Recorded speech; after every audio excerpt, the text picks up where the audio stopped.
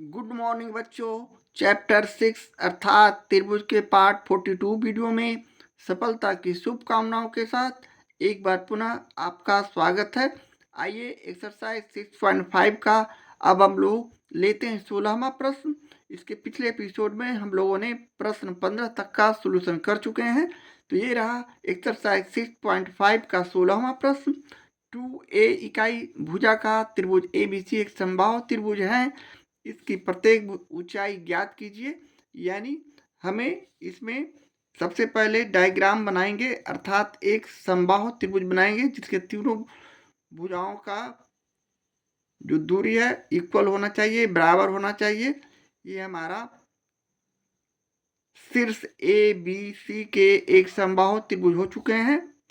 अब इसकी दूरी AC2A, AB2A और इसे हम इस प्रकार BC2A दिखा सकते हैं। अब अगले स्टेप में इसकी प्रत्येक भुजा निकालना है, इसकी प्रत्येक ऊंचाई निकालना है। यानी ये ऊंचाई एक निकाल लेंगे तो दूसरे का भी निकल जाएगा, तीसरे का। यानी प्रत्येक ऊंचाई बराबर होती है किसी भी समबाहु त्रिभुज का, क्योंकि इसके भुजा बराबर रहने के कारण इसकी ऊंचाई भी बराबर होंगे। तो चलिए इसके अपने सॉल्यूशन में सबसे पहले हम लोग जो दिया होता है पहले लिखते हैं। यानी यह प्रश्न के आधार पर दिया है। चूंकि त्रिभुज ABC में हमें क्या क्या मालूम है, यानी AB बराबर BC बराबर AC बराबर हमें 2A इकाई मालूम है, प्रश्न से दिया हुआ है। तो हमें ज्ञात करना है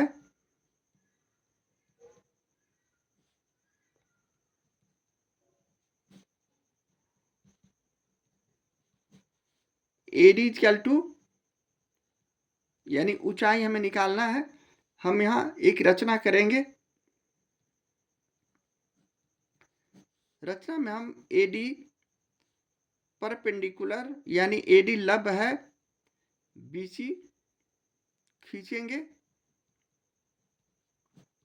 यानी हमने यहाँ से इस तरह BC पर लंब डाल दिया, इसका नाम D रख दिए। यानी AD जो भुजा हो गया, यही हमें इसकी ऊंचाई निकालनी है। यहाँ हम ये BC का दूरी 2A है, यानी यह यहाँ से यहाँ तक की दूरी A और यहाँ तक की दूरी भी A हो जाएंगे। इसलिए कि समबाहु त्रिभुज है, इसे बीच में BC को डिवाइड किया गया है।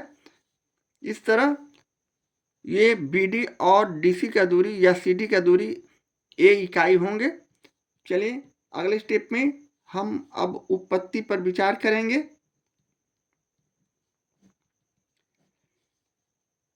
चूंकि त्रिभुज ABC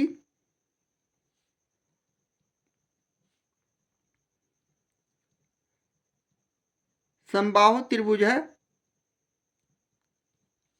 इसलिए समबाहु त्रिभुज में यहाँ CD बराबर BD बराबर A इकाई हो जाएगा।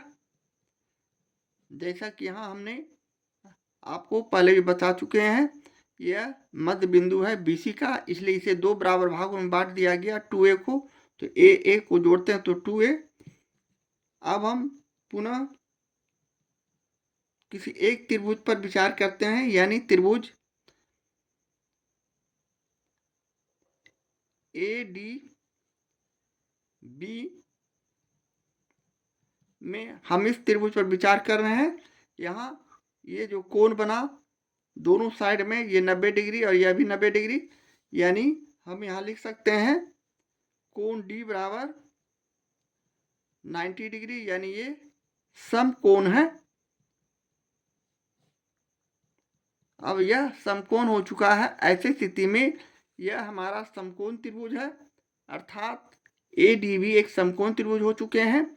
यानी 90 डिग्री के सामने वाले भुजा को हम यहाँ कर्ण समझेंगे और यह सबसे बड़ी भुजा है, इसलिए यहाँ हम पाइथागोरस प्रमेय का प्रयोग कर सकते हैं। इसलिए लिखेंगे पाइथागोरस प्रमेय से, और पाइथागोरस प्रमेय का कथन हम लोगों को मालूम है, सबसे बड़ी भुजा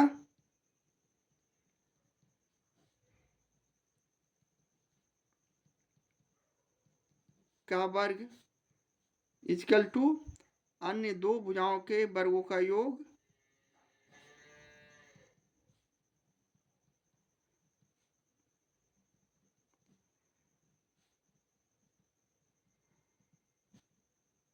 ये हमारा पाइथागोरस प्रमेय का कथन है। अब हम यहाँ उसी आधार पर कोण डी के सामने वाला भुजा जो ये हो गया ए बी, ये हमारा कर्ण हो गया, और ये सबसे बड़ी भुजा होता है किसी भी समकोण त्रिभुज में। अन्य दो भुजा हम कुछ भी लिख सकते हैं, यानी ए डी का स्क्वायर प्लस बी डी का स्क्वायर यहाँ हम लिख सकते हैं ए डी, और ये बी डी। अब हम बारी बारी से मान रखते हैं, यानी ए बी का जो मान है 2a, इसलिए कि यह समबाहु त्रिभुज है, प्रत्येक भुजा 2a रखा गया है।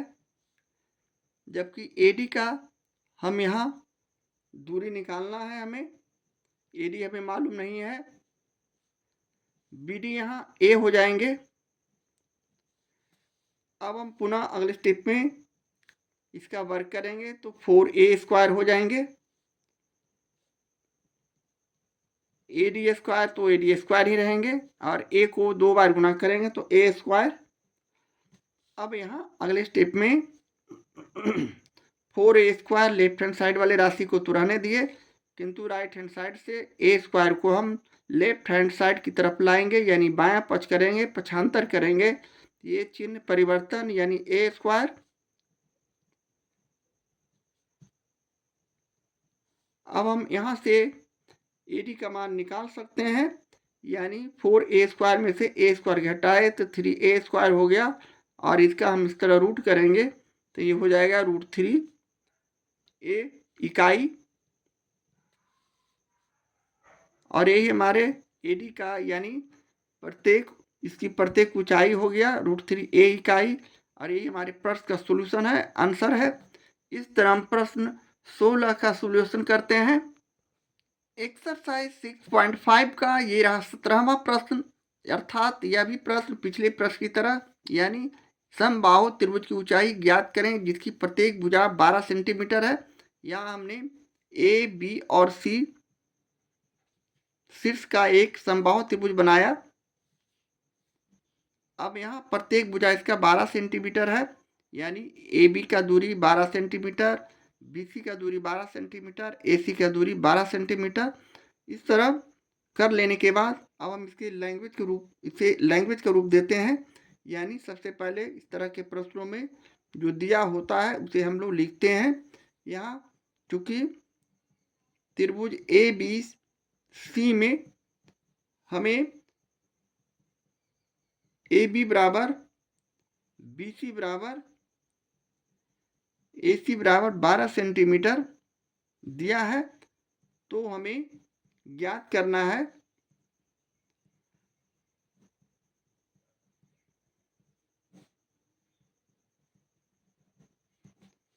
ए डी इक्वल टू क्या होगा।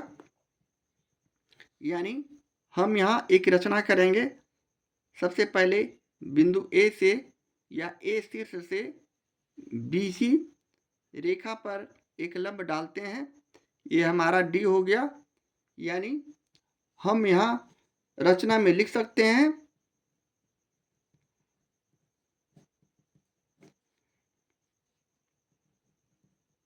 ए डी लंब है बीसी पर, यानी ए डी लंब खींचा बीसी पर। अब हम अगले स्टेप में उत्पत्ति की ओर चलेंगे और यहाँ लिखेंगे चूंकि त्रिभुज ए बी सी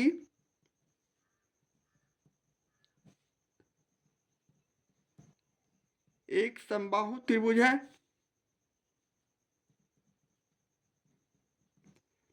इसलिए यहाँ हम लिख सकते हैं बी डी बराबर सी डी या डी सी बराबर BC बटे 2 यानी 12/2, जिसे काटेंगे तो 6 सेंटीमीटर होगा, जो यहाँ इसकी दूरी हो जाएंगे 6 सेंटीमीटर और इसका भी दूरी भी 6 सेंटीमीटर। इस तरह दूरी BD या CD का निकाल लेने के बाद अब हम अगले स्टेप में किसी एक त्रिभुज पर विचार करेंगे, ADB या ADC।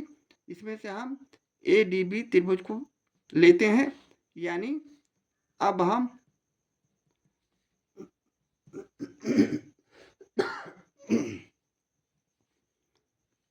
त्रिभुज ADB में यहाँ चूंकि यह परपेंडिकुलर है, लंब है, तो ये 90 डिग्री का कोण बनाएगा। इधर भी दोनों त्रिभुज की तरफ 90 डिग्री का कोण बनाएगा, यानी यह त्रिभुज समकोण त्रिभुज का रूप ले चुका है। अब समकोण त्रिभुज के आधार पर हम यहाँ 90 डिग्री के सामने वाले भुजा को कर्ण बोलते हैं, यानी जो सबसे बड़ी भुजा होती है। यानी यहाँ AB जो है इस पाइथागोरस प्रमेय के आधार पर सबसे लंबी भुजा है।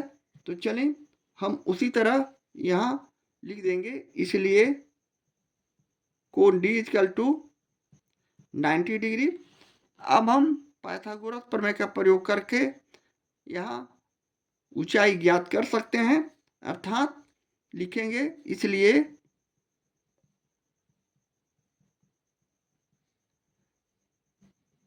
पाइथागोरस प्रमेय से सबसे बड़ी भुजा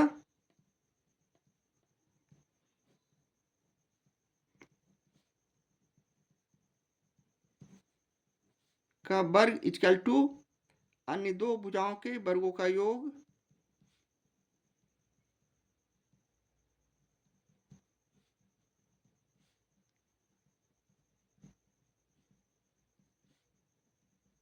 ये हमारा पाइथागोरस प्रमेय का कथन है। अब हम अगले स्टेप में इसे इस प्रकार भी लिख सकते हैं, यानी AB² त्रिभुज ADB का सबसे बड़ी भुजा AB² हो गया, AB हो गया। अन्य दो भुजा हम AD² प्लस BD² लिख सकते हैं। पुनः अब हम AB का मान रखेंगे तो ये हमारा 12 सेंटीमीटर है, इसे हम 12 सेंटीमीटर स्क्वायर किए। AD का मान यहाँ हमें मालूम नहीं है, ये हमें मालूम करनी है। BD का मान हमने 6 सेंटीमीटर लिखा है, 6 सेंटीमीटर निकाला है, यानी 6 का वर्ग करेंगे।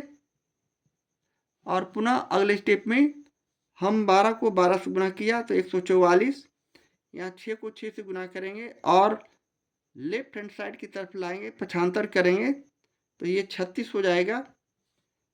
और यहाँ AD² राइट हैंड साइड में रहने के बाद हम पुनः यहाँ से AD का मान निकाल सकते हैं।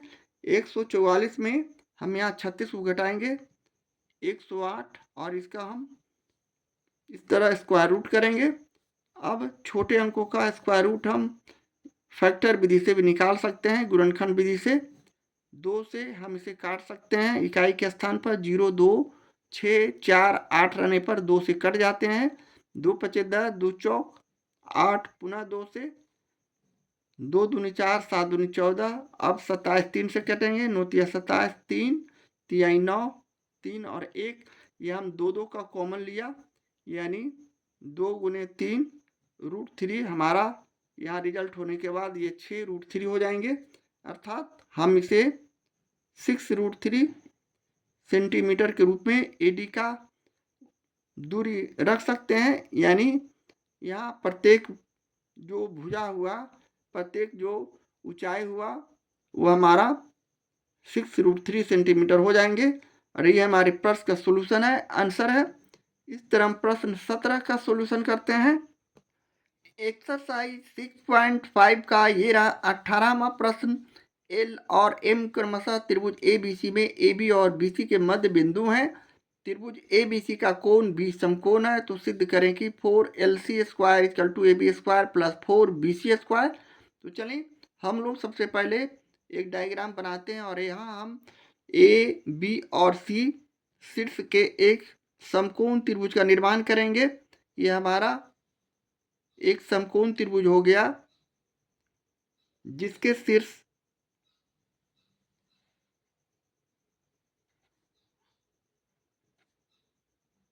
ए बी और सी हो गया, इसलिए कि यहाँ त्रिभुज ए बी सी का कोण बी समकोण है, तो हमने बी को यहाँ समकोण रखा, ये 90 डिग्री कोण बना रहा है।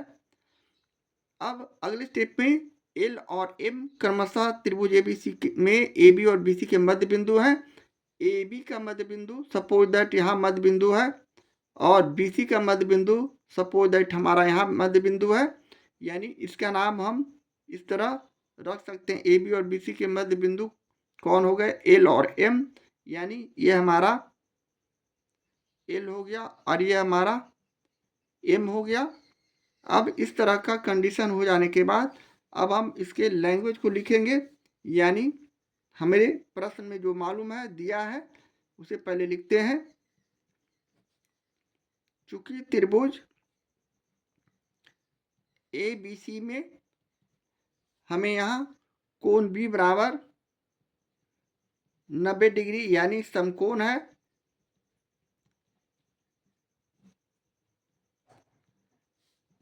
और इसके अलावा एल और एम क्रमशः ए बी और बी सी के मध्य बिंदु हैं।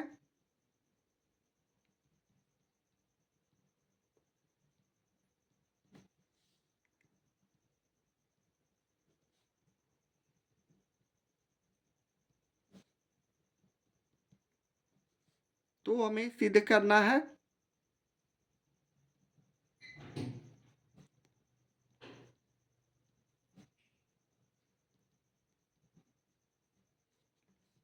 Four L C square equal to A B square plus 4BC square. अब हम अगले स्टेप में एक रचना करेंगे, यानी एल और सी को आपस में मिला देंगे। यहाँ हमने एल सी को मिला दिया, बिंदु एल और सी को, तो यहाँ हमारे पास दो त्रिभुज बन चुके हैं, एक त्रिभुज एल बी सी और एक त्रिभुज ए सी एल। तो यहाँ हम एल बी सी पर विचार करेंगे और इस आधार पर आगे हम अपने जो क्वेश्चन है उसे सोल्व करेंगे। तो चलें सबसे पहले रचना में यहाँ हम लिखेंगे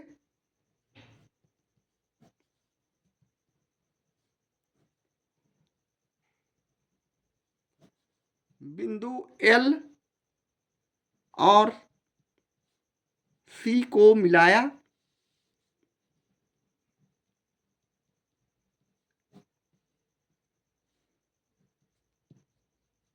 अब अगले स्टेप में हम यहाँ उत्पत्ति को लिखेंगे।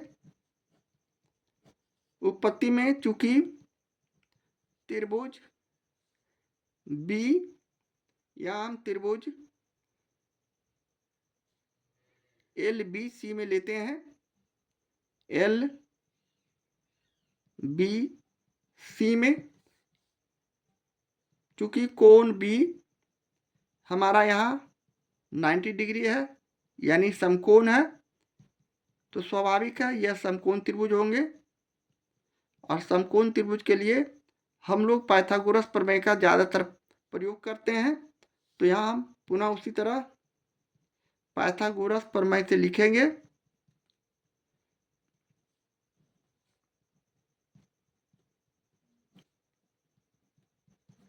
यहाँ कोण बी के सामने वाला भुजा लंब हो जाएंगे, सॉरी कर्ण हो जाएंगे, क्योंकि ऐसा समकोण त्रिभुज होता है।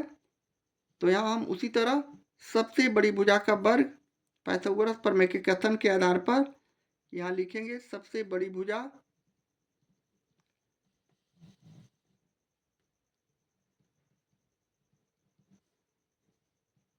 वर्ग इक्वल टू अन्य दो भुजाओं के वर्गों का योग।